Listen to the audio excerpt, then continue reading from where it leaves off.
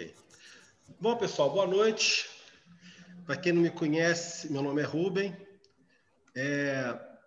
Vou mostrar para vocês aqui, basicamente, o que a gente... Só, desculpa aí, você não conseguiu colocar no YouTube não, né?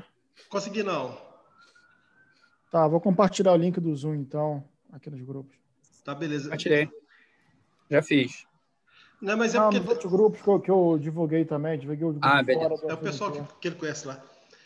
Beleza. Ô, gente, então é o seguinte, meu nome é Rubem, para quem não conhece, sou contador, formado pela UFMG, com pós-graduação em alguns cursos aí, principalmente na área de Direito do Trabalho, e sou perito contábil, né, nas varas civil, trabalhista e empresarial. Tá? O nosso projeto de curso é o seguinte: inicialmente a gente vai começar com os conceitos básicos, né, da evolução do futebol, a evolução da legislação. Acho interessante, por exemplo, vocês saberem as mudanças que ocorreram, principalmente no aspecto trabalhista, naquela questão do passe, né, na questão dos direitos que às vezes os jogadores reivindicam, né?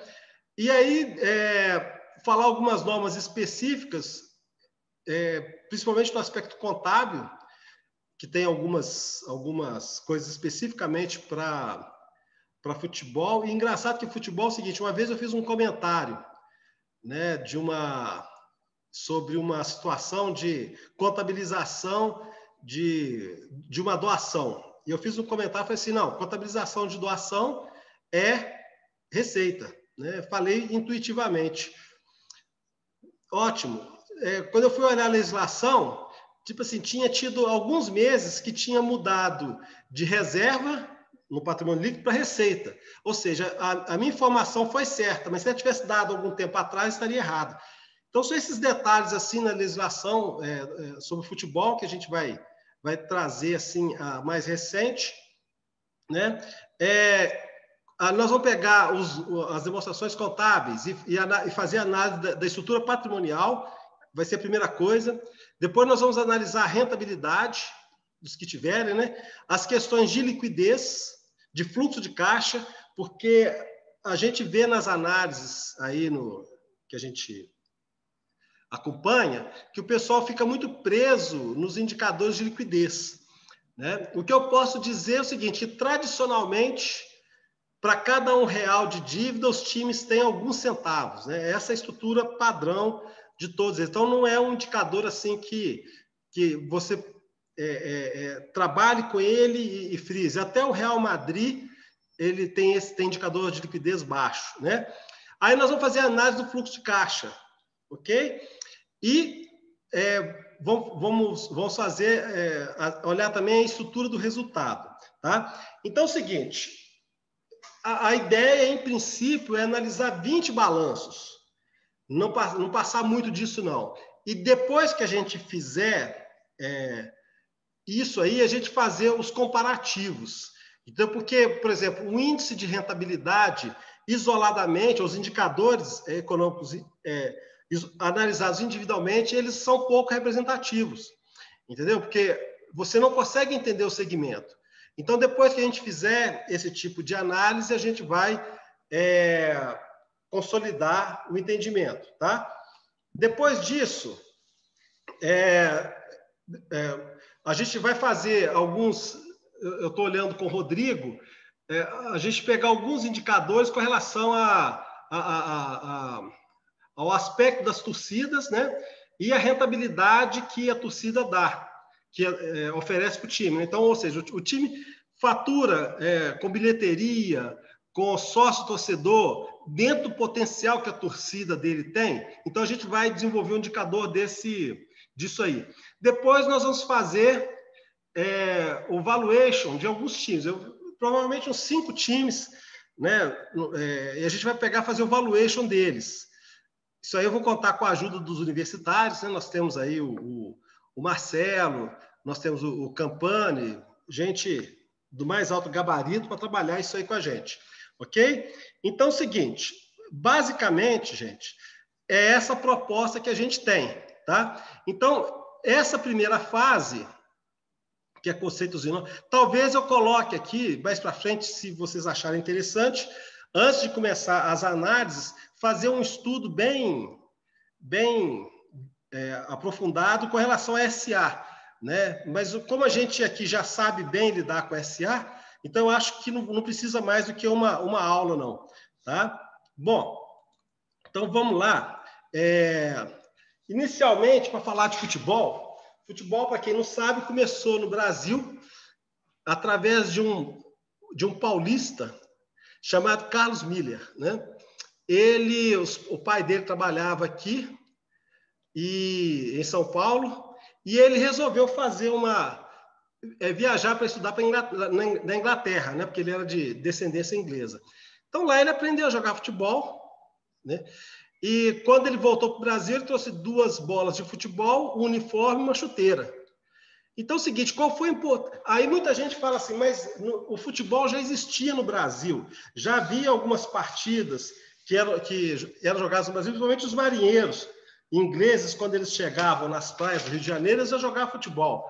Mas o Carlos Miller, ele teve uma importância porque ele fundou, né, federação, ele organizou torneios, então ele fez algo mais pelo futebol. Então, por isso ele é considerado, né, por muitos aí, o pai do futebol brasileiro, né? Ele, inclusive, quando ele disputava, ele era dos torneios, ele era artilheiro, depois ele não conseguiu mais jogar bola e resolveu ser árbitro, né? Então, basicamente, foi assim que nasceu o futebol, né? E aí é o seguinte, os times foram montando as suas agremiações, né? E aí o Brasil foi convidado, no início da década de 40, a participar de um torneio internacional, mas não tinha uma seleção brasileira, tá certo? Então é o seguinte, os cariocas foram representar, só que o time deles não era tão bom assim. Então eles precisavam de reforço da seleção paulista. Aí eles pediram reforço lá, os paulistas, com a rivalidade, que hoje não existe mais, mas naquela época a rivalidade era forte. Então, assim, eles não cederam o jogador. Então, beleza. Então, eles foram lá para a Europa, participaram do torneio lá, e foi um vexame a participação da seleção carioca, né? E aí é o seguinte, por causa desse vexame, o Getúlio Vargas chamou, né, o ministro do trabalho dele lá, falou assim, vamos organizar, vamos botar ordem nesse negócio, nós não podemos ficar passando vexame desse jeito, não. Né? Então é o seguinte, aí começou basicamente a estruturação do futebol. Em 1941 foi feito esse decreto-lei. Na época o decreto-lei era o presidente que fazia, né? Na ditadura também tinha decreto-lei. E o seguinte, estabeleceu as bases de organização dos esportes em todo o país. Basicamente foi isso aí. Então, o que eles estruturaram? Eles fizeram uma confederação, tá certo? Isso foi inspirado na legislação italiana. Naquela época existia já essa forma de organização na Itália. Então, é o seguinte,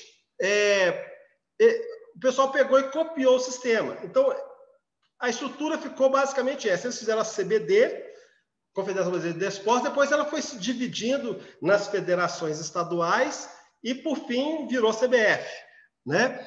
E o seguinte, então essa foi a primeira vez. Então, como a gente observa, assim, na essência, a gente vê que o futebol, a organização do futebol, ela não partiu de baixo para cima. Ou seja, ela começou de cima para baixo com o Estado normatizando, entendeu? Então, ao invés de ser uma coisa que os clubes se unissem naquela época para criar uma federação, e essa federação trabalhar em prol dos times de futebol, foi necessário que o Estado fizesse alguma coisa, tá certo? Então, assim, e a partir daí, o futebol foi o que a gente viu, né? Foi campeão em teve um torneio em 50, que uma seleção bem estruturada. Em 58, nós fomos campeão. Em 62 também. E observe que naquela época, a gente falava que as seleções eram mais fortes do que os times de futebol, né? Hoje a gente vê que existem times de futebol que são mais fortes do que as seleções, tá? Então é o seguinte, o tempo passou, em 1975 saiu essa lei 6.251, que também fez as regras gerais do desporto, e em 76 disciplinou o contrato entre atleta e as entidades de prática desportiva, tá? E aí os atletas tiveram os mesmos direitos de um trabalhador CLT, ok? Então, para eles foi estendido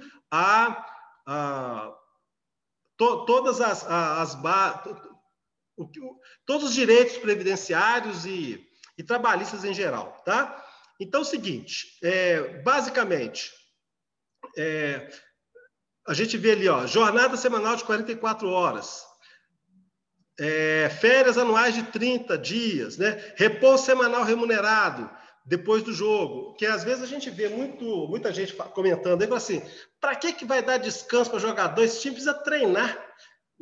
Isso aí é um direito básico do cara, ter pelo menos um descanso, né? E esses direitos que foram estendidos aos jogadores de futebol, que até então eles não tinham, ok? Então é o seguinte, gente, até agora tá tudo bem, vocês estão conseguindo acompanhar? Eu estou contando a história de como que o futebol evoluiu. Sim, muito interessante. Tem algum comentário? Não? Então vamos em frente, tá? Ok? Deixa eu...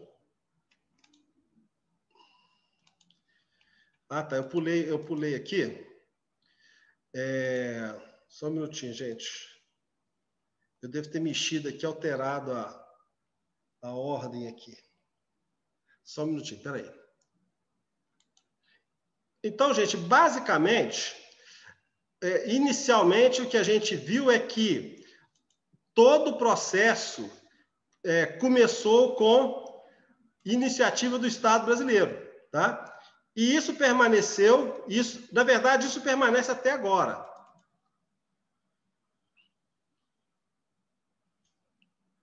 Só um segundinho, gente, espera aí.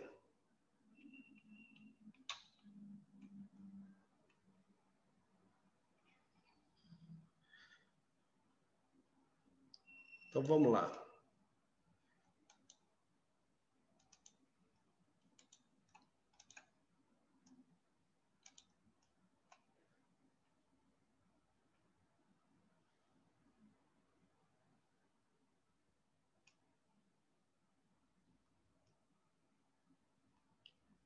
Eu preciso abrir o outro PowerPoint aqui, mas não estou conseguindo. Como é que faz, hein, Henrico?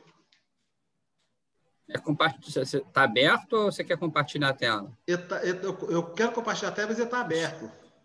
Então, share screen. Aí marca lá ele. Já achei. Já achei, ok. Beleza. É esse aqui. Isso. Lazy, isso aí. Beleza, então vamos lá. Então, basicamente, gente, a evolução foi essa aqui. Aí, o seguinte, entendeu? Instituiu a lei do passe. Era isso aqui que eu queria comentar com vocês. O que era a lei do passe? Você já deve ter ouvido muito falar, o time tal comprou meu passe, antigamente, né? Se falava muito disso, tá? Era o seguinte, o time contratava o vínculo esportivo, tá certo? Então,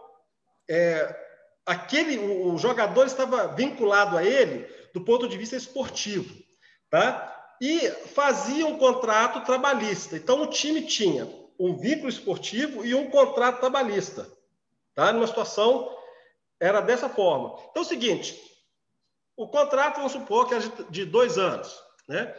Acabava o contrato, o time falava assim, olha, o seu passe vale, sei lá, 2 milhões.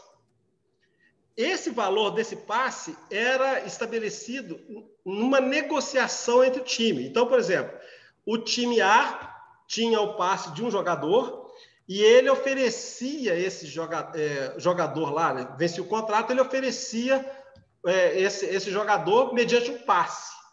Tá? Se o time não comprasse o jogador ele não tinha como sair, porque ele estava esportivamente vinculado ao time dele, ao outro time.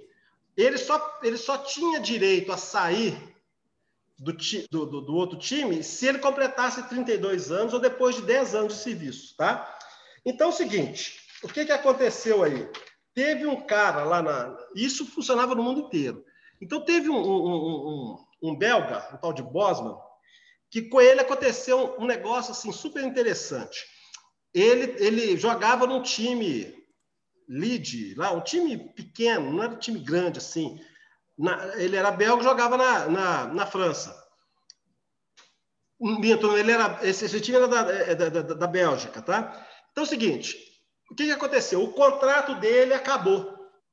Então, ele ganhava 150 mil libras por mês lá. E aí, o seguinte, o time falou assim, seu contrato acabou, né? E nós queremos renegociar seu contrato. Ele falou assim, perfeitamente. Só que nós vamos te pagar 75% a menos do que você recebia. Ele falou assim, não, aí não. Não, de jeito nenhum. Não, então você pode procurar um time para você. Só que aí o time lá, o time dele, o LED, né? Ele pediu, 11 milhões, 4 milhões de euros pro cara. O cara já era 30 e poucos anos. Ele não tinha... ele não era um craque, né? Não era nenhum Ronaldinho Gaúcho da vida, muito pelo contrário, né? Era perna de pau. Ninguém ia pagar por ele. E ele tinha tentado conseguir ser contratado por um time na França. E aí, o seguinte, esse time, quando viu o valor lá, né, de 5 milhões ou 11 milhões de livros, falou assim, não dá para contratar. Então, o time falou assim, bom, seu contrato apagou, seu contrato acabou, então não tem mais obrigação com você. Mas você está vinculado ao time. Se você quiser jogar com a gente, você joga, eu te pagando 75% a menos. Senão, você vai ficar encostado aí, treinando. O que ele fez? Ele entrou na justiça, tá certo? Quando ele entrou na justiça, ele reivindicou duas coisas. A primeira coisa... Até mais um ano. A primeira coisa... A primeira coisa que ele reivindicou na justiça... Tem alguém com o microfone. Valeu, obrigado. Minha culpa, desculpa. Não, sem problema. Aí é o seguinte, ele entrou na justiça pedindo duas coisas. A primeira coisa... Eu estou contando essa história, que essa história mudou o futebol, tá, gente? Não foi só esse caso do passe que mudou, não. A primeira coisa que ele brigou foi o seguinte, gente, eu sou cidadão da comunidade europeia. Então, a gente é uma coisa só. Então, é o seguinte, por que um time da França não pode me contratar como belga só porque atingiu o limite de jogador lá? Entendeu? E outra coisa também... aí foi uma reivindicação dele com relação ao passe. Ele falou assim, olha só, eu tenho o direito de trabalhar, né? E um time de futebol não pode me impedir de trabalhar. Óbvio, ele ganhou as duas situações. E aí se tornou, basicamente, mudou a legislação, chamando a lei de Bosman, né? Acho que é isso mesmo. É Bosman, né? Se eu tiver pronunciado errado, vira meme. Aí, o seguinte, o que aconteceu? Quebrou essa questão de qualquer jogador da comunidade europeia não é considerado mais estrangeiro, ou seja, o limite para estrangeiro ficou só para sul-americano, para outras regiões, tá certo? E acabou com a lei do passe, tá certo? Então, é o seguinte, eu falei com vocês que o vínculo esportivo era mais forte do que o vínculo trabalhista. A mudança da lei do passe muda esse conceito, ou seja, primeiro você tem um vínculo trabalhista, depois você tem um vínculo desportivo. Então, quando o contrato de trabalho acaba, acaba o vínculo esportivo também, entendeu? Então, é o seguinte, o que essa mudança proporcionou? Fortaleceu os times grandes. Porque o que acontece? Os times grandes que tinham mais dinheiro, eles podiam eles podiam comprar qualquer jogador da região europeia lá, tá certo? E é o seguinte, era só esperar terminar os contratos, tá? Porque agora o time de futebol ele não compra mais o passe do jogador, ele não compra o contrato. Ele reembolsa o time titular do contrato pelo prazo que ele não vai poder usar o jogador. Na essência, basicamente, essa mudança de conceito, tá certo? Então é o seguinte, a lei do passe, ela perdurou até... eu coloquei a Constituição aqui porque da Constituição deu autonomia para as entidades esportivas para eles fazerem sua organização e funcionamento, tá? Que esse artigo é muito citado na legislação, tá? Então veio a Lei Zico manteve a questão do passe, né? E aí é o seguinte, eu estou dizendo como as entidades, os times, né? Porque antes era só associação. Aí a Lei de Zico chamou as associações de futebol, os clubes, como entidades de práticas desportivas, pessoas jurídicas de direito privado com ou sem fins lucrativos, ok? Abriu a possibilidade de você ter times de futebol com fins lucrativos, tá? E essa abertura aí, ela permanece até hoje e instituiu um negócio chamado direito de arena. Eu vou explicar para vocês o que é direito de arena. Direito de arena é o seguinte, os times de futebol fazem contratos de televisão. Não diretamente, os times não fazem contrato diretamente, normalmente não fazem. Então, por exemplo, tem um torneio, a federação que representa ou que organiza o torneio faz o contrato com a televisão e a televisão rateia, tá certo? O direito da transmissão. Normalmente é assim, tá? E o seguinte, desse valor que o time faz da transmissão, do contrato, 20% pertence aos jogadores que participaram da partida, tá? Então é o seguinte, aí você escolhe lá, você pega os titulares e os reservas, tá? Não entram nesse rateio juiz e técnico, tá? Então é o seguinte, os juízes até reivindicaram isso algum tempo atrás, mas perderam porque a lei não permitia que fizesse isso. Então é o seguinte, o que acontece? A pessoa joga, então tem uma divisão de valor. Passa esse valor para o sindicato, e o sindicato, no final do ano, faz o rateio e distribui para cada um dos jogadores pelas partidas que eles participaram ou que foram relacionados. Ok? Então, esse direito de arena, que é do clube que é o mandante, né, que eles tentaram mudar, mas que é dos clubes que participam, 20% pertence aos jogadores, pertenciam, tá? Depois essa lei foi mudada, hoje é só 5%, tá? Mas na Lei Zico era 20%, ok? Gente, até agora, tudo bem? Na parte teórica, Tranquilo, bem Tudo. interessante. Aí agora que eu entendi porque que nego se machuca e fica machucado, né? Porque para 5% também, né, Rubão? Porra, para dividir para cabeçada, são no mínimo 22, porra. Mas olha só, é 5%. Não, veja bem, é 5%, mas dá um valor bom, eu fiz um processo uma vez que dava 300 mil pro cara. Entendeu? Pô, o cara tem nego aí que fica machucado sem ganhar e recebe o dobro disso por mês. Porra. Não, mas aí é outra história. Aí é outra história. Não, outra história não. Fluxo de caixa é fluxo de caixa, porra. Não é porra. Aí... Para receber pila no fim do ano, de acordo com o sindicato, pô, esquece. O salário é muito mais importante. Aí é seguro, velho. Aí é seguro. Mas vamos lá. Beleza? Rubens, Oi. Essa questão, né, até o jogador machucado, né, ele pode ser colocado no INSS?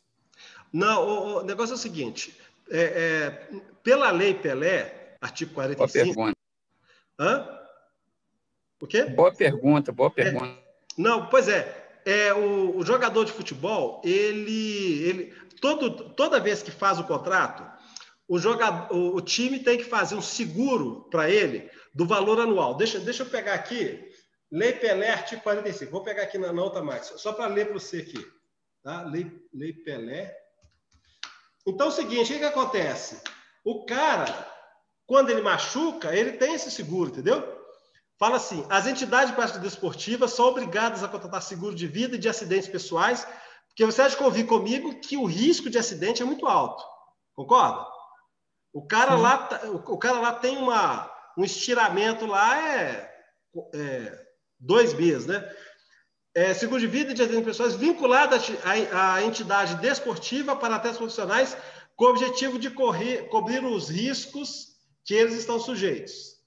Aí o seguinte, determina que esse... Mas esse seguro não é relativo ao salário, é relativo, de repente, ao término da carreira. É isso? Não, esse seguro, ele é por ano, né? É a remuneração anual dele. A base dele é a remuneração anual. Entendeu? Não, é porque assim, se o jogador se machuca, o clube paga o salário integral dele. Sim, mas aí recebe o seguro, né? Aí se ressarce pelo seguro, né? Porque é seguro de acidente pessoal. Entendeu? Tá. Seguro menos o prêmio, né? Para o clube fica só o prêmio que ele joga, o prêmio do seguro fica, que ele recebe seguro, mas abate o prêmio que ele já pagou antes, né? O prêmio, ele é da seguradora, né, cara? Então, eu estou falando do clube, o Pena falou o seguinte, o cara paga integral e se ressarce com seguro. Mas sim. o prêmio fica pro clube e não pro jogador, né? Sim. Sim, exatamente. Agora, obviamente que nós estamos falando aqui de acidente de percurso, né? Assim, da atividade do futebol. Em caso de morte, aí é outra situação, né? E esse seguro, é o seguinte, ele é bem determinado, assim, bem específico, porque ele fala que esse seguro advém da prática esportiva, entendeu? Então o cara tá lá, chega no... Eu acho que talvez seja até por isso que o jogador não arrisca muito. Você não vê jogador de futebol aí saltando de asa delta, essa coisa, né? Entendeu? De repente até... se você saltar de asa delta e machucar, um abraço, né? De repente até isso. Né? Não, sem dúvida, mas sair à noite, tirar à noite, encher a cara também dá cheiramento, Rubem, fica tranquilo. Assim. Bate o carro, né? Ai. Olha só, gente, depois disso, então, vem a Lei Pelé. A Lei Pelé, ela vigora, ela tem vigência até hoje, tá certo? E o seguinte, basicamente, eu estou falando aqui sobre a Lei Pelé. A gente vai tratar aspectos da Lei Pelé quando for tratar alguma coisa específica como jogador de futebol. Mas o seguinte, o que acontecia com a Lei Pelé? Artigo 27, ela obrigava que as empresas, os clubes de futebol, se tornassem empresas com fins lucrativos. E deu prazo de 2 anos para que isso acontecesse. Ok? Então, assim, isso aí foi uma determinação, isso estava na lei, mas só que, como é que é feito hoje, normalmente, tá? Os clubes normalmente são uma associação, tá certo? Então, é o seguinte, se fosse se transformar... Então, assim, como associação... Deixa eu ver aqui mais para frente. Tá. Então, eu vou continuar nesse tema aqui, depois vou tratar de imposto aqui a pouquinho. O negócio é o seguinte, aí veio a Lei 9.981, que alterou, tornando facultativo. A Lei Pelé original tornava obrigatório. Essa lei aqui falou assim, não, é facultativo. Entendeu? Antes que fosse todo mundo obrigatório, surgiu essa lei, e os caras negociaram e tal, né? Mas aí o seguinte, depois veio essa lei 10.672 de 2003, ela foi mais rígida, porque é o seguinte, primeiro, falou que o patrimônio, em caso de desvio de conduta, o patrimônio dos dirigentes estariam sujeito a penhora, etc. Né? E o seguinte, exigiu que fossem adotados padrões profissionais para a administração da sociedade e obrigou que os times começassem a publicar os balanços. Tá certo? Então, a primeira grande mudança, assim, formal mesmo, a gente viu com relação à instituição. Nós só estamos falando aqui agora só da instituição. Tá? Foi a partir de 2003, com base nessa lei aí. Ok? Bom, vamos lá. continuando aqui, gente, agora nós vamos falar um pouquinho de Profut, tá certo? O Profut é o seguinte, os times... deixa eu ver aqui, antes de falar de Profut, deixa eu ver aqui se eu puxo um tema para adiantar aqui. Tá, vamos falar do aspecto tributário, tá? Como eu falei, os times se organizavam da maneira de associação, sociedade civil, sem finalidade econômica, tá?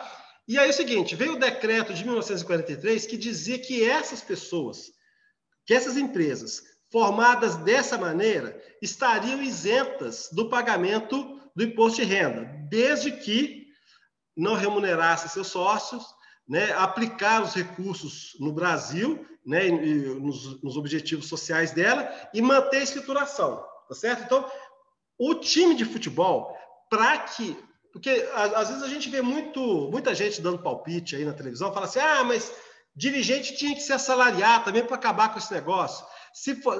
O dirigente não pode ser assalariado, tá certo? Porque para que o clube gozasse de isenção de imposto de renda, não pode remunerar seus dirigentes, ok?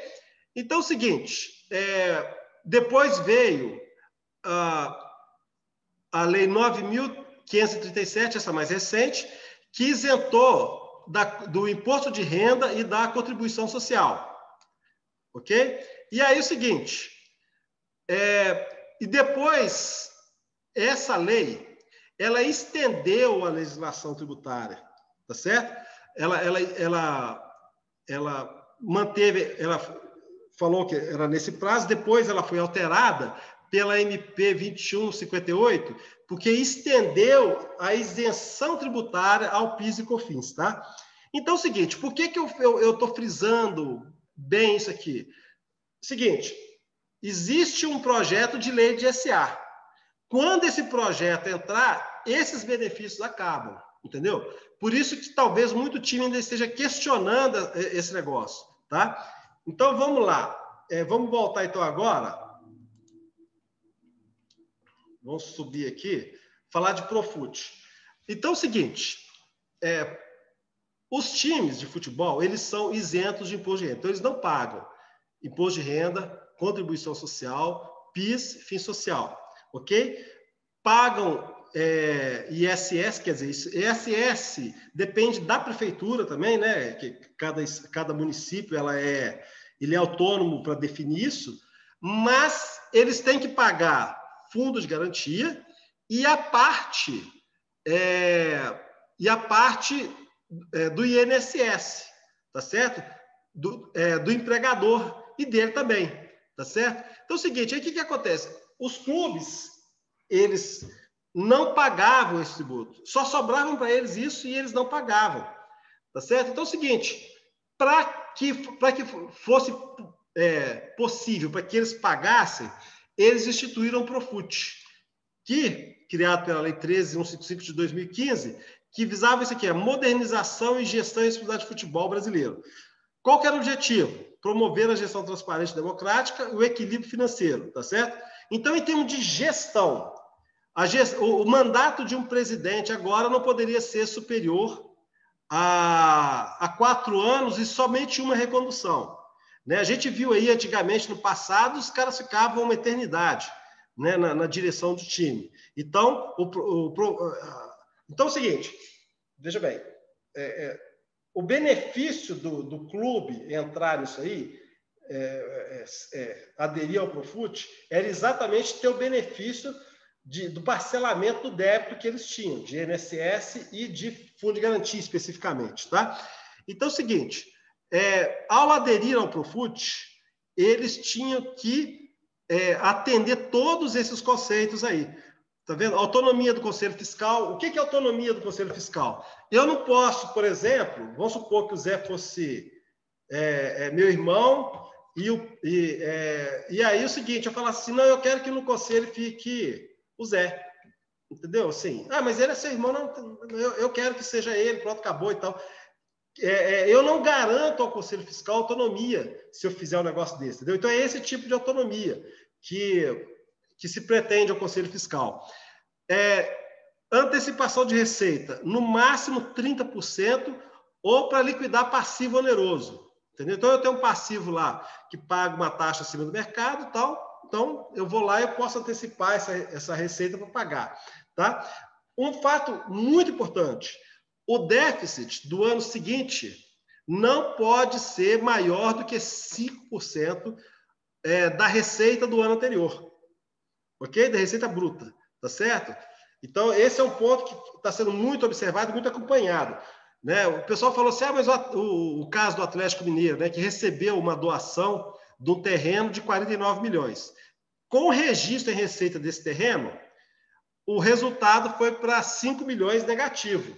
O déficit seria muito maior, acima de 5%, se não fosse registrado esse bem. Aí o pessoal fala, mas isso aí não é caixa. Não importa, gente.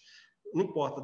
Em contabilidade, se a determinação é de jogar o terreno como receita, então é receita do mesmo jeito. Então você não tem um carimbo assim, entendeu? Então, basicamente é isso. Custo de folha de pagamento, direito de imagem, não podem ser superior a 80% da receita bruta da atividade de futebol. E os gestores responderão solidariamente pelos atos ilícitos praticados, tá? Bom, então aí é o seguinte, ok.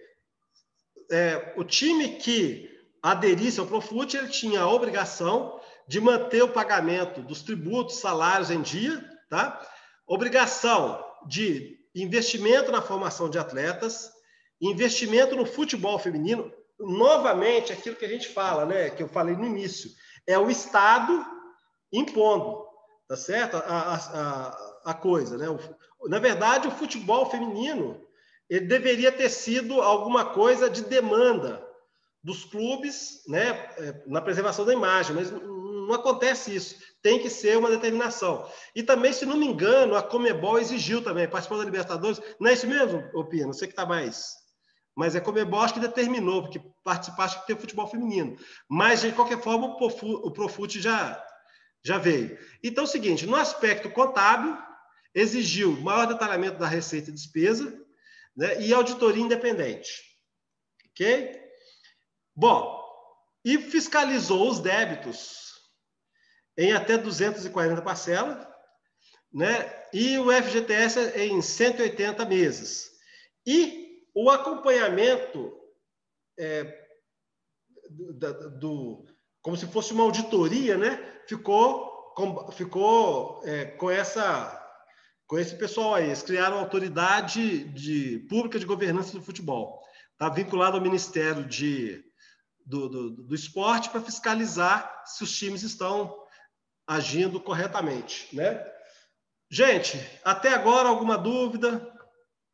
Até agora eu estou só contando história para vocês, porque daqui para frente,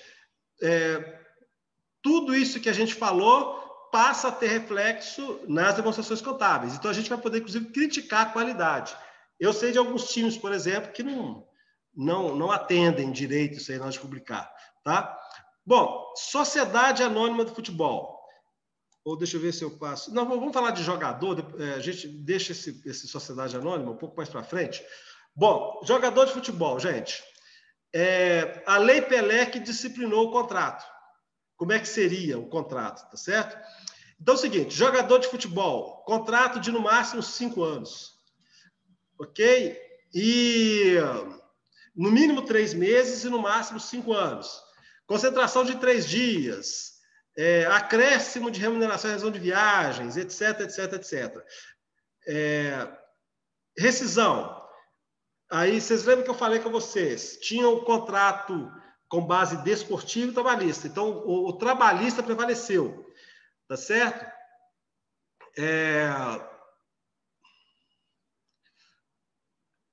Vamos em frente. Em termos de formação do atleta, o contrato é a partir de 16 anos, nenhum contrato pode ser superior a 5 anos. O atleta de 14 a 20 anos poderá receber auxílio financeiro livremente pactuado. Em caso de aliciamento, deverá pagar multa de até 200 vezes o valor do contrato. Então, por exemplo, se eu estou formando um atleta e um time alicia esse atleta, se eu já tenho um contrato com ele, né, ele sendo em formação, eu tenho que pagar 200 vezes, né? E é o seguinte, em caso de transferência do atleta nacional definitivo temporário, 5% serão pagos à equipe formadora, porque a Lei Pelé, aliás, a Lei Zico já falava do clube formador, né? E a Lei Pelé reforçou isso, tá certo? Prazos contratuais, nunca inferior a 3 meses, superior a 5 anos. Atrasos salariais de 3 meses, o jogador já pode pedir a rescisão. E se o jogador pode se recusar a participar de qualquer competição se tiver atraso de salário de 2 meses, ok? Bom, vamos lá.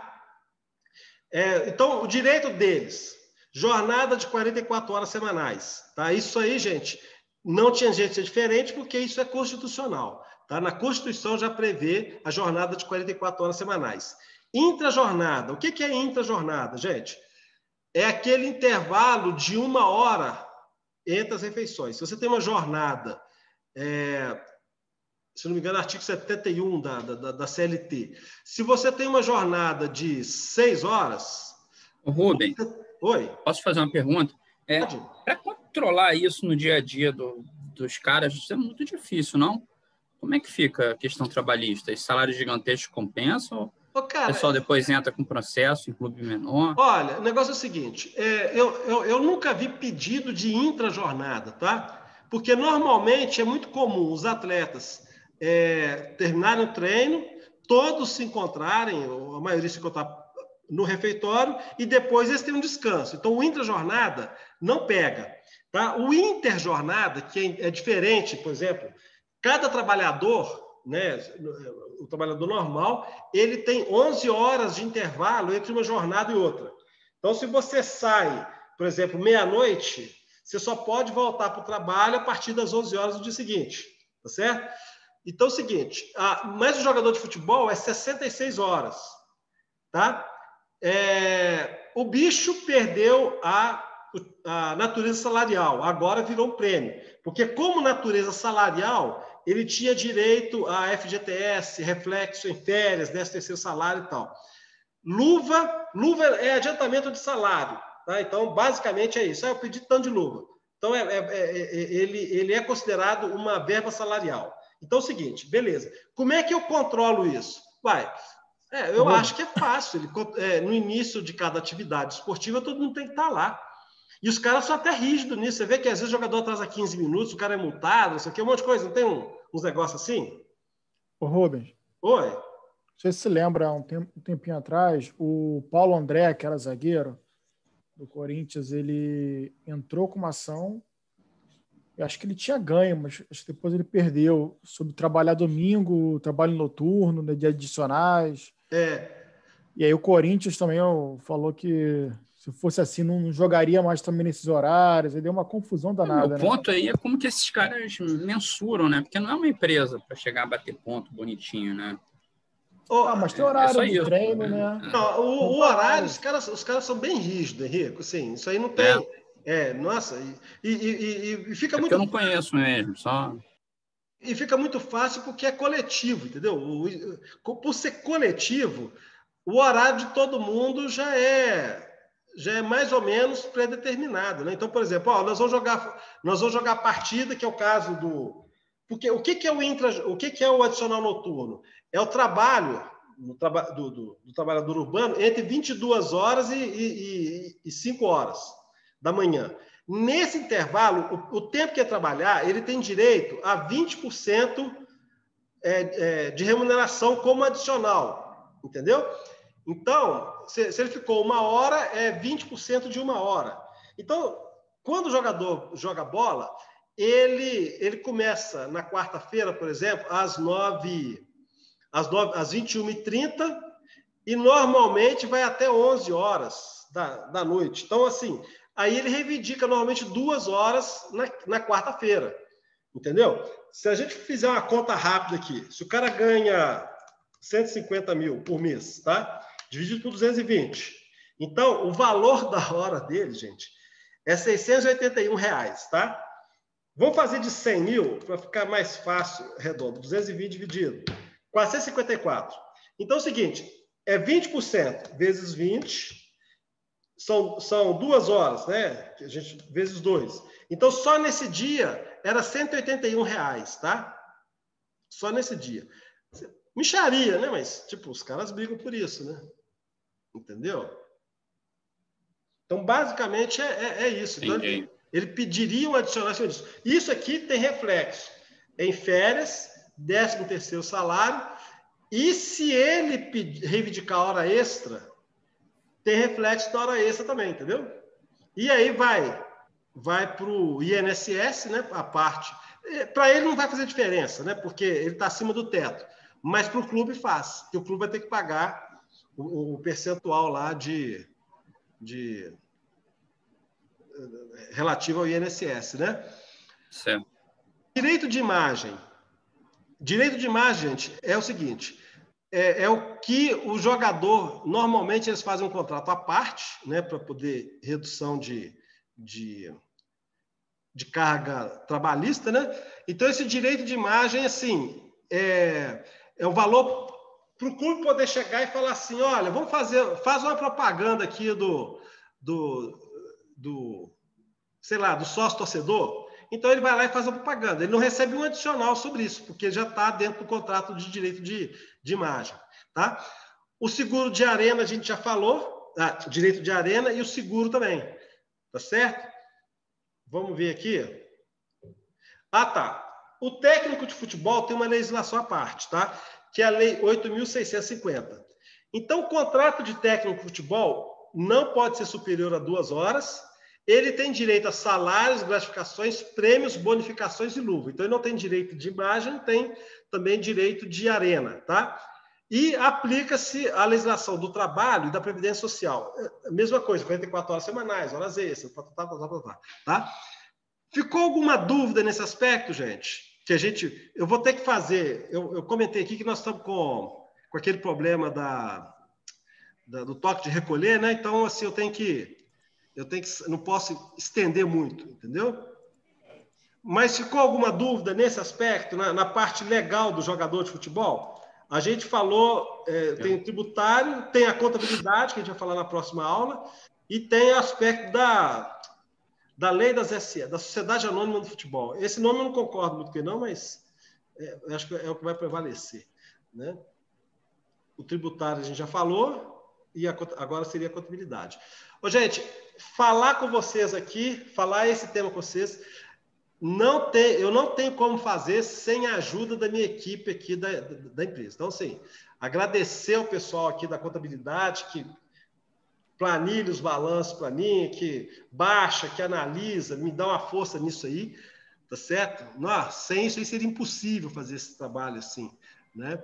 E é isso. Gente, na próxima aula, então, a gente vai falar sobre o aspecto da lei da SA e sobre o aspecto, e falar sobre a contabilidade, certo?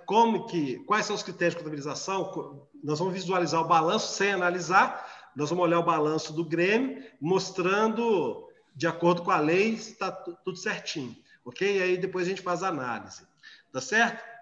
Gente, posso só tirar uma dúvida? Pô, perfeitamente. Boa noite. Só que fiquei um pouco em dúvida em relação ao passe do jogador, né? Que antigamente a gente via muito mais isso. O jogador tem uma parte do percentual dele hoje em dia bem mais difícil de ver isso. Como que funciona isso hoje em dia?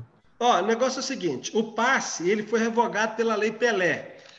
E um aspecto que eu esqueci de comentar é o seguinte, né? Que quando o jogador... quando o clube comprava o passe do jogador, 15% do valor do passe era para o jogador, ok? Então é o seguinte, a Lei Pelé revogou esse aspecto. É aquilo que eu falei, o cara, ele tinha o contrato esportivo, né? O contrato que o clube ficava com o contrato dele. se acabasse e que não era vinculado ao contrato trabalhista. Então, acabava o contrato trabalhista, o clube só poderia passar para frente assim, se alguém pagasse por aquele jogador. Tá? Pelo menos até os 32 anos, o cara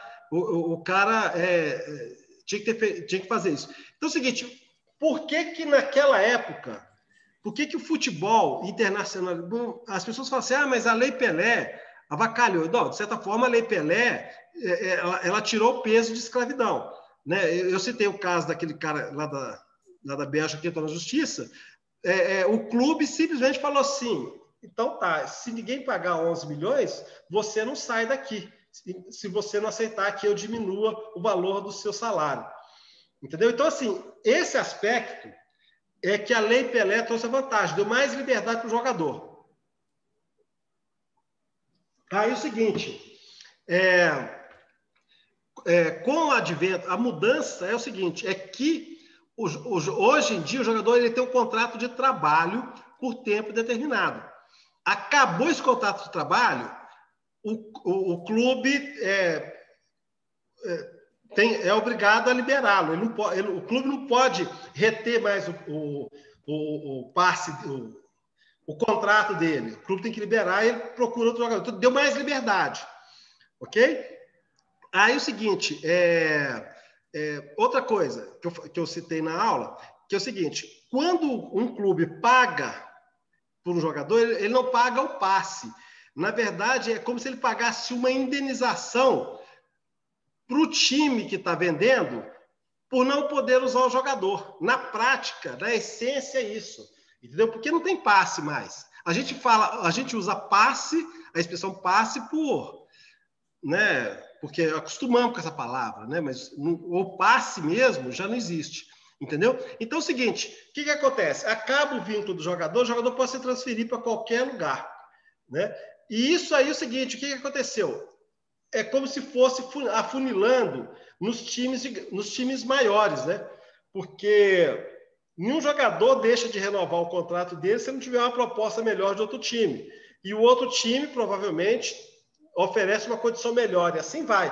Ou seja, essa forma de negociação dá liberdade para o jogador, ao mesmo tempo, ele criou uma espécie... É a mesma coisa quando eles falaram assim, a partir de agora, cada auditor vai ficar 5 anos num banco. Né?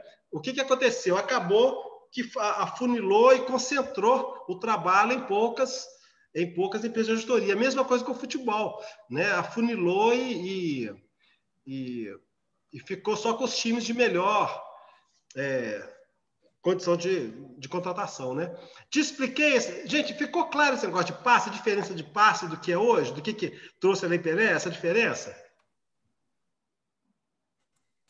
Sim, com certeza. Mesmo? Assim, sim, tá claro. Não é por educação que vocês estão falando, não, né? Não. Não, Rubem, posso falar que não. Então tá bom. Então, se ficou claro. Ô, gente, então... São 19h40. Eu tenho que descer agora.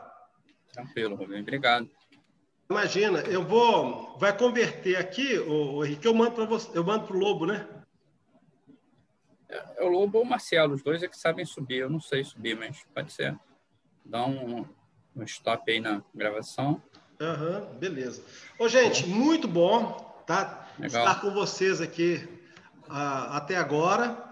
E, assim, a gente continua na próxima aula, nós vamos falar um pouco mais do aspecto teórico, para encerrar, e depois a gente já parte para a parte prática, que é a análise efetivamente, tá? Eu acho importante a gente comentar esses aspectos, porque a gente vai entendendo as mudanças e a prática lá, né? Como é que ficou, tá? Ô, gente, então, tudo de bom, né? Bom descanso para vocês aí, se cuidem, né? E até a próxima. Tchau. Obrigada, Até a próxima, bom. Obrigado. Tchau. Boa noite. Boa noite, pessoal. Parabéns. Obrigado. Valeu, Rubens. Boa noite. Falou. Obrigado. Imagina, boa noite.